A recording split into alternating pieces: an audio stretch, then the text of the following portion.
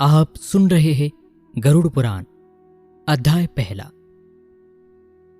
धर्म ही जिसका सदृढ़ मूल है, वेद जिसका तना है, पुराण रूपी शाखाओं में जो समृद्ध है, यज्ञ जिसका पुष्प है और मोक्ष जिसका फल है, ऐसे भगवान मधुसूदन रूपी पादप अर्थात भगवान मधुसूदन की जय हो। देव क्षेत्र नैमिषारण्य में स्वर्गलोक की प्राप्ति की कामना से क्षौनकादि ऋषियों ने एक बार सहस्र वर्ष में पूर्ण होने वाला यज्ञ प्रारंभ किया। एक समय प्रातः काल में हवनादि कृत्य का संपादन करके उन सभी मुनियों ने सत्कार किए गए आसनासीन सूत जी महाराज से आदरपूर्वक ये पूछा कि हे सूत जी महाराज, आपने सुख देने वाले देव मार्ग का सम्यक निरूपण किया है। इस समय हम लोग भयावह यम मार्ग के विषय में सुनना चाहते हैं।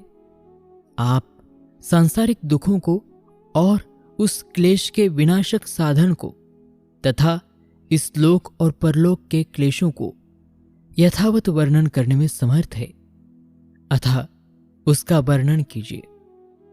तभी सूत जी कहते हैं, हे मुनियों, आप लोग सुन लीजिए। मैं आप लोगों को अत्यंत दुर्गम यम मार्ग के विषय में कहता हूं, जो पुण्यात्मा जनों के लिए सुखद और पापियों के लिए दुखद है।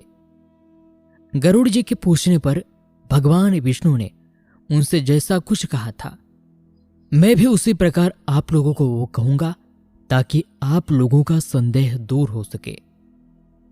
अब सूत जी कहने लगे कि किसी समय वैकुंठ में सुखपूर्वक विराजमान परम गुरु श्री हरि से विंता पुत्र गरुड़ जी ने विनय से झुककर पूछा। गरुड़ जी ने कहा, हे देव, आपने भक्ति मार्ग का अनेक प्रकार से मेरे समक्ष वर्णन किया है और भक्तों को प्राप्त होने वाली उत्तम गति के विषय में भी कहा है। अब हम भयंकर यम मार्ग के विषय में सुनना चाहते हैं। हमने सुना है कि आपकी भक्ति से विमुख प्राणी वहां यानी नरक में जाते हैं।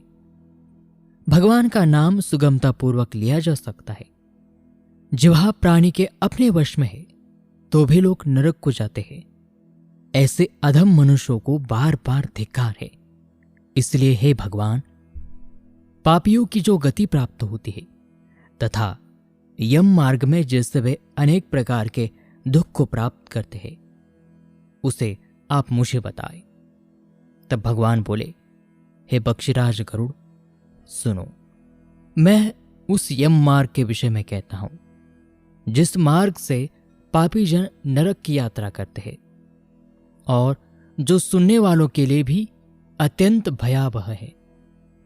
हे गरुड़, जो प्राणी सदा पाप परायण है, दया और धर्म से रहित है, जो दुष्ट लोगों की संगति में रहते हैं, सत्शास्त्र और सत्संग से विमुख है, जो अपने को स्वयं प्रतिष्ठित मानते हैं, अहंकारी है तथा धन और मान के मद से चूर है, आसुरी शक्ति को प्राप्त है तथा दैवी संपत्ति से रहित है, जिनका चित्त अनेक विषयों में आसक्त होने से भ्रांत है, जो मोह के जाल में फंसे हैं और कामनाओं के भोग में ही लगे हैं, ऐसे व्यक्ति अपवित्र नरक में गिरते हैं। जो लोग ज्ञानशील है वे परम गति को प्राप्त होते हैं। पापी मनुष्य दुखपूर्वक यम यातना को प्राप्त करते हैं। पापियों को इस लोक में जैसे दुख की प्राप्ति होती है और मृत्यु के पश्चात वे जैसे ही यम यातनाओं को प्राप्त होते हैं, उस व्यक्ति को यथोपार्जित पुण्य और पाप के फलों को पूर्व में भोग कर कर्म के संबंध से उसे कोई शारीरिक रोग हो जाता है। आधि यानी मानसिक रोग और व्याधि यानी शारीरिक रोग से युक्त तथा जीवन धारण करने की आशा से उत्कंठित उस व्यक्ति की जानकारी के बिना ही सर्प की भांति बलवान काल उसके समीप आ पहुंचता है। उस मृत्यु की संप्राप्ति की स्थिति में भी उसे वैराग्य नहीं होता। उसने जिनका भरण पोषण किया था, उन्हीं के द्वारा उसका भरण पोषण होता है। वृद्धावस्था के कारण विकृत रूप वाला और मरणाभिमुख वह व्यक्ति उस घर में अवमान पूर्वक दी गई उस वस्तुओं को कुत्ते की भांति खाता हुआ अपना जीवन व्यतीत करता है। वो रोगी हो जाता है, उसे मंदाग्नि हो जाती है और उसका आहार तथा उसकी सभी चेष्टाएं कम हो जाती है। प्राणवायु के बाहर निकलते समय आंखें उलट हो जाती है, नाड़ियां कफ से रुक जाती है, उसे खांसी और श्वास लेने में प्रयास करना पड़ता है तथा कंठ से घूर घूर से शब्द निकलने लगते हैं। चिंतामग्न स्वजनों से घिरा हुआ तथा सोया हुआ वो व्यक्ति कालपाश के वशीभूत होने के कारण बुलाने पर भी नहीं बोलता। इस प्रकार कुटुंब के भरण पोषण में ही निरंतर लगा रहने वाला अजितेंद्रिय व्यक्ति अंत में रोते बिलखते बंधु बांधवों के बीच उत्कट वेदना से संज्ञा शून्य होकर मर जाता है। हे गरुड़, उस अंतिम क्षण में उस व्यक्ति को व्यापक यानी दिव्य दृष्टि प्राप्त होती है, जिससे वो लोक और परलोक को एकत्र देखने लगता है। अतः चकित होकर वो कुछ भी कहना नहीं चाहता। यमदूतों के समीप आने पर सभी इंद्रियां विकल हो जाती है, चेतना जड़ीभूत हो जाती है और प्राण चलायमान हो जाते हैं। आतुर काल में प्राणवायु के अपने स्थान से चल देने पर एक क्षण भी एक कल्प के समान प्रतीत होता है और 100 बिच्छुओं के डंक मारने जैसी पीड़ा होती है। वैसे पीड़ा का उस समय उसे अनुभव होने लगता है। वो मरणासन्न व्यक्ति फेन उगलने लगता है और उसका मुख लार से भर जाता है। पापी जनों के प्राणवायु अधोद्वार यानी गुदा मार्ग से निकलते हैं। उस समय दोनों हाथों में पाश और दंड धारण किए, नग्न दांतों को कटकटाते हुए क्रोधपूर्ण नेत्रों वाले यम के 2 भयंकर दूत समीप में आते हैं। उनके केश ऊपर की ओर उठे होते हैं, वे कौवे के समान काले होते हैं और टेढ़े मुख वाले होते हैं तथा उनके नख शस्त्र की भांति होते हैं। उन्हें देखकर भयभीत हृदय वाला वो मरणासन्न प्राणी मलमूत्र का विसर्जन करने लगता है। अपने 5 भौतिक शरीर से हाय हाय करते हुए निकलता हुआ तथा यमदूतों के द्वारा पकड़ा हुआ वह अंगुष्ठ मात्र प्रमाण का पुरुष अपने घर को देखता हुआ यमदूतों के द्वारा यातना देह से ढक करके गले में बलपूर्वक पाशों से बांधकर सुदूर यम मार्ग पर यातना के लिए उसे ले जाया जाता है। जिस प्रकार राजपुरुष दंडनीय अपराधियों को ले जाते हैं, उसी प्रकार वे उसे ले जाते हैं। वे यमदूत उस जीव को ले जाते समय उसे बार बार नरकों के बारे में बताते हैं, उसे बार बार नरकों के तीव्र भय का पुनः पुनः वर्णन कराते हैं, उसे सुनाते हैं और उसे डराते हैं। यमदूत कहते कि अरे दोस्त, शीघ्र चल, तुम यमलोक जाओगे। आज तुम्हें हम सब कुंभीपाक आदि नरकों में शीघ्र ही ले जाएंगे। इस प्रकार यमदूतों की वाणी तथा बंधु बांधवों का रुदन सुनता हुआ वो जीव जोर से हाहाकार करके विलाप करता है, शोक करता है और यमदूतों के द्वारा प्रताड़ित किया जाता है। यमदूतों की तर्जनाओं से उसका हृदय विदीर्ण हो जाता है, वह कांपने लगता है। रास्ते में उसे कुत्ते काटते हैं और अपने पापों का स्मरण करता हुआ वो पीड़ित जीव यम मार्ग में चलता है। भूख और प्यास से पीड़ित होकर सूर्य, दावाग्नि एवं वायु के झोंकों से संतप्त होते हुए और यमदूतों के द्वारा पीठ पर कोड़े से पीटे जाते हुए उस जीव को तपी हुई बालुका से पूर्ण तथा विश्राम रहित और जल रहित मार्ग पर असमर्थ होते हुए भी बड़ी कठिनाई उसे चलना पड़ता है।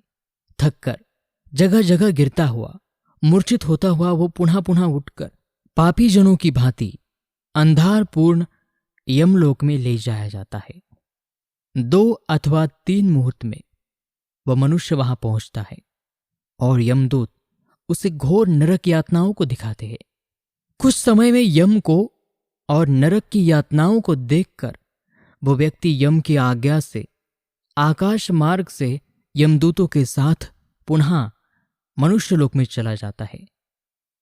मनुष्यलोक में आकर अनादि वासना से बद्ध वो जीव देह में प्रविष्ट होने की इच्छा रखता है, किंतु यमदूतों द्वारा पकड़कर पाश में बांध दिए जाने से भूख और प्यास से अत्यंत पीड़ित होकर वो रोता है। हे गरुड़, वो पापी प्राणी पुत्रों से दिए हुए पिंड तथा आतुर काल में दिए हुए दान को प्राप्त करता है, तो भी उस नास्तिक को तृप्ति नहीं होती। पुत्र के द्वारा पापियों के उद्देश्य से किए गए श्राद्ध, दान तथा जलांजलि उनके पास ठहरती नहीं, अतः पिंडदान का भोग करने पर वे क्षुधा से व्याकुल होकर यम मार्ग में जाते हैं। जिनका पिंडदान नहीं होता वे प्रेत रूप में होकर निर्जन वन में बहुत दुखी होकर भ्रमण करते हैं। सैकड़ों करोड़ों कल्प बीत जाने पर भी बिना भोग किए कर्म फल का नाश नहीं होता, और जब तक वह पापी जीव यातनाओं का भोग नहीं कर लेता तब तक उसे मनुष्य शरीर भी प्राप्त नहीं होता। हे पक्षीराज गरुड़, इसलिए पुत्र को चाहिए कि वो 10 दिनों तक प्रतिदिन पिंडदान करे। वे पिंड प्रतिदिन 4 भागों में विभक्त होते हैं।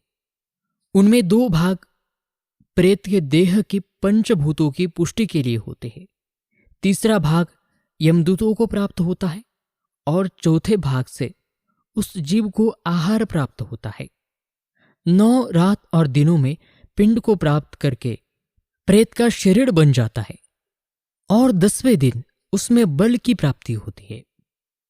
हे पक्षीराज गरुड़, मृत व्यक्ति के देह के जल जाने पर पिंड के द्वारा पुनः 1 हाथ लंबा शरीर प्राप्त होता है, जिसके द्वारा वह प्राणी यमलोक के रास्ते में शुभ और अशुभ कर्मों के फलों को भोगता है। पहले दिन जो पिंड दिया जाता है उससे उसका सिर बनता है, दूसरे दिन के पिंड से ग्रीवा यानी गर्दन और स्कंध यानी कंधे तथा तीसरे पिंड से हृदय बनता है, चौथे पिंड से पृष्ठभाग यानी पीठ बनती है, 5वें से नाभि, छठे तथा 7वें पिंड से क्रमशः कटी यानी कमर गुप्तांग उत्पन्न होते हैं, 8वें पिंड से उरु यानी जांघें और 9वें पिंड से जाणु यानी घुटने तथा पैर बनते हैं। इस प्रकार 9 पिंडों से देह को प्राप्त करके 10वें पिंड से उसकी क्षुधा और तृषा यानी भूख और प्यास ये दोनों जागृत होती है। इस पिंडज शरीर को प्राप्त करके भूख और प्यास से पीड़ित जीव 11वें तथा 12वें 2 दिन भोजन करता है। 13वें दिन यमदूतों के द्वारा बंदर की तरह बंधा हुआ वह प्राणी अकेला उस यम मार्ग में जाता है। हे पक्षीराज गरुड़, मार्ग में मिलने वाली वैतरणी को छोड़कर यमलोक के मार्ग की दूरी का प्रमाण 86,000 योजन है। और दोस्तों, इसी के साथ गरुड़ पुराण का यह पहला अध्याय यहां पर समाप्त होता है। आगे की कथा आप सुन पाएंगे इसी श्रृंखला के दूसरे अध्याय में। तो दूसरा अध्याय देखना ना भूले आपके अपने चैनल जेके भक्ति पर। तब तक नमस्कार, धन्यवाद।